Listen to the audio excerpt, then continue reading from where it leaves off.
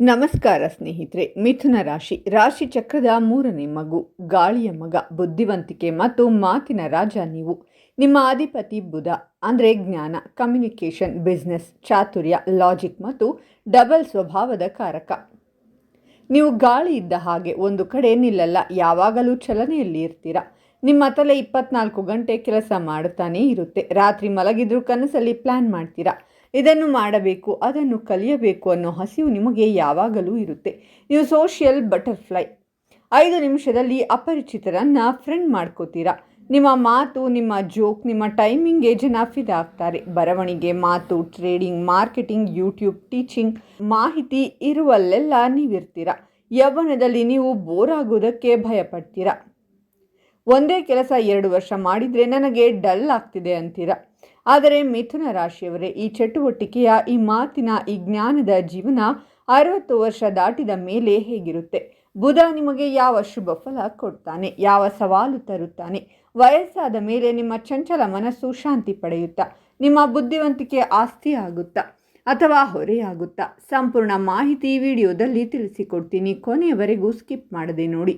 ಅದಕ್ಕೂ ಮುನ್ನ ನೀವು ಮಿಥುನ ರಾಶಿಯವರಾಗಿದ್ದರೆ ವಿಡಿಯೋಗೆ ಲೈಕ್ ಮಾಡಿ. ಹಾಗೆ ನೀವಿನ್ನು ನಮ್ಮ ಜ್ಯೋತಿಷ್ಯ ದರ್ಶನ ಚಾನಲ್ಗೆ ಸಬ್ಸ್ಕ್ರೈಬ್ ಆಗಿಲ್ಲ ಅಂದರೆ ಈಗಲೇ ಸಬ್ಸ್ಕ್ರೈಬ್ ಮಾಡಿ. ಹಾಗೆ ಪಕ್ಕದಲ್ಲಿ ಬರೋ ಬೆಲ್ ಐಕಾನನ್ನು ಕ್ಲಿಕ್ ಮಾಡಿ. ನಿಮ್ಮ ಜೀವನದ ಸಕಲ ಸಮಸ್ಯೆಗಳಾದಂತಹ ಸತಿಪತಿ ಕಲಹ, ಪ್ರೀತಿಯಲ್ಲಿ ಮೋಸ, ಭೂಮಿ ವಿಚಾರ, ಕೋರ್ಟ್ ಕೇಸ್, ವ್ಯಾಪಾರ, ಹಣಕಾಸಿನ ತೊಂದರೆ, ಸಾಲಬಾಧೆ, ಸ್ತ್ರೀಯರು, ಗುಪ್ತ ಸಮಸ್ಯೆ, ಹೀಗೆ ಹಲವಾರು ಸಮಸ್ಯೆಗಳಿಗೆ ಶಾಶ್ವತ ಪರಿಹಾರ ಮಾಡಿಕೊಡುತ್ತಾರೆ. ಡಿಸ್ಪ್ಲೇ ಮೇಲೆ ಕಾಣುವ ಗುರುಜಿ ನಂಬರ್ಗೆ ಒಮ್ಮೆ ಕರೆ ಮಾಡಿ. ಮೊದಲು ಮಿಥುನ ರಾಶಿಯವರ ಯೌವನ ಹೇಗಿರುತ್ತೆ ಅಂತ ನೋಡೋಣ. ಒಂದು ಮಾತಿನಲ್ಲಿ ಹೇಳಬೇಕಂದ್ರೆ ಮಲ್ಟಿ ಟಾಸ್ಕಿಂಗ್ ಮತ್ತು ಮಾಹಿತಿ. 20 ರಿಂದ 50 ವರ್ಷದವರೆಗೆ ನೀವು 5 ಕೆಲಸ ಒಟ್ಟಿಗೆ ಮಾಡ್ತೀರಾ. ಬೆಳಿಗ್ಗೆ ಆಫೀಸ್, ಮಧ್ಯಾಹ್ನ ಸೈಡ್ ಬಿಸ್ನೆಸ್, ಸಂಜೆ ಯೂಟ್ಯೂಬ್ ವಿಡಿಯೋ, ರಾತ್ರಿ ಫ್ರೆಂಡ್ಸ್ ಜೊತೆ ಚಾಟ್, ವೀಕೆಂಡ್ನಲ್ಲಿ ಹೊಸ ಕೋರ್ಸ್. ನಿಮ್ಮ ಬುದ್ಧಿವಂತಿಕೆಯಿಂದ ನೀವು ಕಡಿಮೆ ಸಮಯದಲ್ಲಿ ಜಾಸ್ತಿ ದುಡ್ಡು ಮಾಡ್ತೀರಾ. ಜನ ಇವನಿಗೆ ಎಲ್ಲಿ ಟೈಮ್ ಸಿಗುತ್ತೆ ಅಂತಾರೆ. ನೀವು ಟ್ರಾವೆಲ್ ಮಾಡೋದು, ಹೊಸ ಜನರನ್ನು ಮೀಟ್ ಮಾಡೋದು, ಇಮೇಲ್, ವಾಟ್ಸಪ್ ಮಾಡೋದ್ರಲ್ಲಿ ಎಕ್ಸ್ಪರ್ಟ್. ನಿಮ್ಮ ನೆಟ್ವರ್ಕ್ ದೊಡ್ಡದು. ಏನೇ ಪ್ರಾಬ್ಲಮ್ ಬಂದರೂ ಅವನಿಗೆ ಯಾರಾದರೂ ಗೊತ್ತಿರುತ್ತೆ ಅಂತಾರೆ. ಈ ಓಟದಲ್ಲಿ ನೀವು ಫೇಮಸ್ ಆಗ್ತೀರಾ, ದುಡ್ಡು ಮಾಡ್ತೀರಾ. ಆದರೆ ನಿಮ್ಮ ಮನಸ್ಸಿಗೆ ಮಾತ್ರ ವಿಶ್ರಾಂತಿ ಇರಲ್ಲ. ಇನ್ನೂ ಏನಾದರೂ ಮಾಡಬೇಕು ಅನ್ನೋ ಟೆನ್ಷನ್ ಇರುತ್ತೆ. ಆದರೆ ವಯಸ್ಸು 60 ದಾಟಿದ ಮೇಲೆ ಏನಾಗುತ್ತೆ? ಇಲ್ಲಿ ಆಟ ಬದಲಾಗುತ್ತೆ. ನಿಮ್ಮ ದೇಹದ ಎನರ್ಜಿ ಕಡಿಮೆ ಆಗುತ್ತೆ. ಮೊದಲು ದಿನ 100 ಜನರ ಜೊತೆ ಮಾತನಾಡುತ್ತಿದ್ದ ನೀವು ಈಗ ಫೋನ್ ಮಾಡಲು ಸೋಮಾರಿತನ ಬರುತ್ತೆ.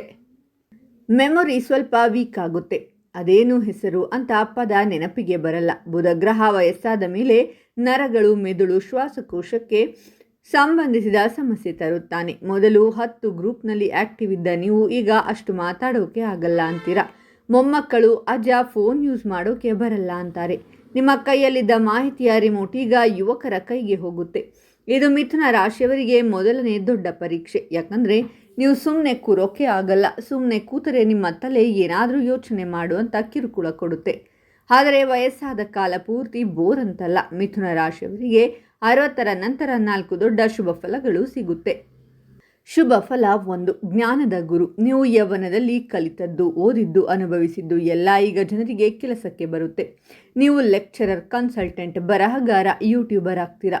ಉದಾಹರಣೆ, ನೀವು ನನ್ನ ಲೈಫ್ ಲೆಸನ್ಸ್ ಅಂತ ಯೂಟ್ಯೂಬ್ ಚಾನಲ್ ಶುರು ಮಾಡಿ 1 ಲಕ್ಷ ಸಬ್ಸ್ಕ್ರೈಬರ್ ಪಡಿತೀರಾ. ಮೊಮ್ಮಕ್ಕಳು, ಅಜ್ಜ ನಿಮ್ಮ ಕತೆ ಹೇಳಿ ಅಂತ ನಿಮ್ಮ ಸುತ್ತ ಕೂತ್ಕೋತಾರೆ. ನಿಮ್ಮ ಒಂದು ಸಲಹೆ ಮಗನ ಬಿಸ್ನೆಸ್ ಕಾಪಾಡುತ್ತೆ. ನಿಮ್ಮ ಮಾತು, ನಿಮ್ಮ ಸ್ಟೋರಿ ಯುವಕರಿಗೆ ದಾರಿ ತೋರಿಸುತ್ತೆ. ಇದು ಬುಧ ಕೊಡೋ ದೊಡ್ಡ ಗಿಫ್ಟ್. ಶುಭ ಫಲ 2, ಹೊಸ ಸ್ನೇಹ ಮತ್ತು ಟ್ರಾವೆಲ್. ರಿಟೈರ್ ಆದಮೇಲೆ ನಿಮಗೆ ಟೈಮ್ ಸಿಗುತ್ತೆ. ಆಗ ನೀವು ಹಳೆಯ ಸ್ಕೂಲ್ ಫ್ರೆಂಡ್ಸ್ನ ಹುಡುಕಿ ಮೀಟ್ ಮಾಡ್ತೀರಾ.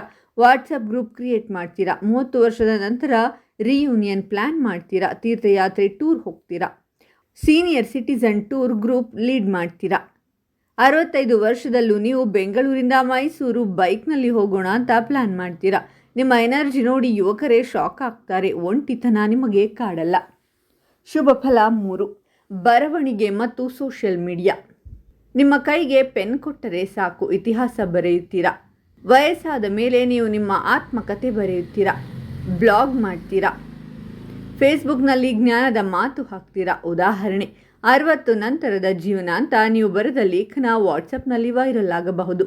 ನಿಮ್ಮ ಒಂದು ಪೋಸ್ಟ್ಗೆ 1000 ಲೈಕ್, 200 ಕಾಮೆಂಟ್ ಬರುತ್ತೆ. ನಿಮ್ಮ ಮಾತಿನ ಶಕ್ತಿ ವಯಸ್ಸಾದ ಮೇಲೂ ಕಡಿಮೆಯಾಗಲ್ಲ. ನೀವು ಆನ್ಲೈನ್ ಗುರು ಆಗ್ತೀರಾ. ಶುಭ ಫಲ 4, ಡಬಲ್ ಇನ್ಕಮ್. ಬುಧ ನಿಮಗೆ ಬಿಸ್ನೆಸ್ ಬುದ್ಧಿ ಕೊಡ್ತಾನೆ. ಪೆನ್ಷನ್ ಜೊತೆಗೆ ನೀವು part time consulting, tuition, content writing ಮಾಡಿ ಇನ್ನೂ ದುಡ್ಡು ಮಾಡ್ತೀರಾ. ರಿಟೈರ್ ಆದಮೇಲೂ ದುಡಿತಿದ್ದೀರಾ ಅಂತ ಜನ ಅಚ್ಚರಿ ಪಡ್ತಾರೆ. ಈಗ 4 ದೊಡ್ಡ ಸವಾಲುಗಳ ಬಗ್ಗೆ ಮಾತಾಡೋಣ. ಇವುಗಳ ಬಗ್ಗೆ ಮೊದಲೇ ಗೊತ್ತಿದ್ರೆ ತಪ್ಪಿಸಿಕೊಳ್ಳಬಹುದು. ಸವಾಲು 1, ಮಾನಸಿಕ ಆತಂಕ ಮತ್ತು ನಿದ್ರಾಹೀನತೆ. ಮಿಥುನ ರಾಶಿ ನರಗಳು ಮತ್ತು ಮೆದುಳಿಗೆ ಸಂಬಂಧಿಸಿದ್ದು.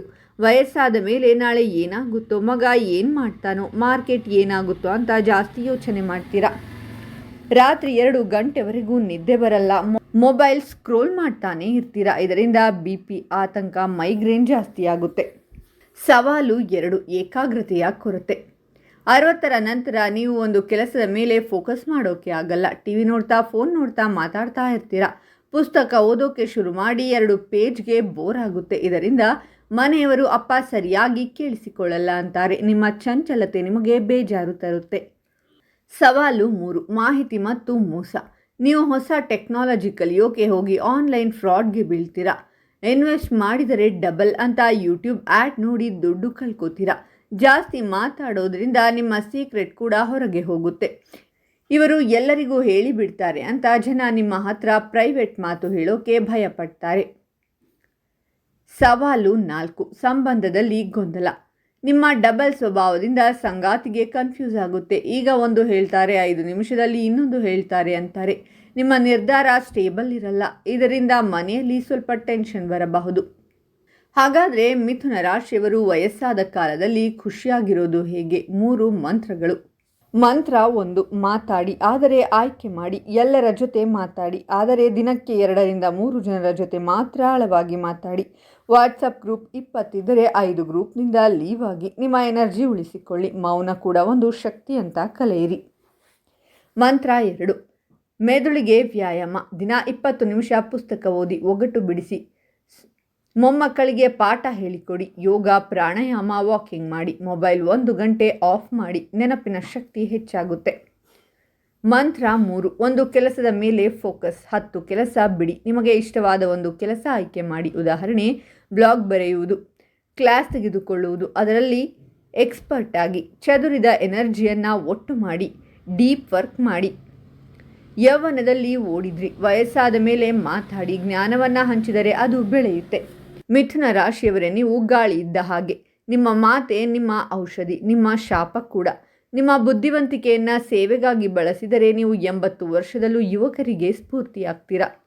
ಈ ವಿಡಿಯೋ ಇಷ್ಟ ಆಯಿತಾ? ಓಂ ಬುಧಾಯ ನಮಃ ಅಂತ ಕಾಮೆಂಟ್ ಮಾಡಿ. ಬುಧದೇವನ ಆಶೀರ್ವಾದ ಪಡೆಯಿರಿ.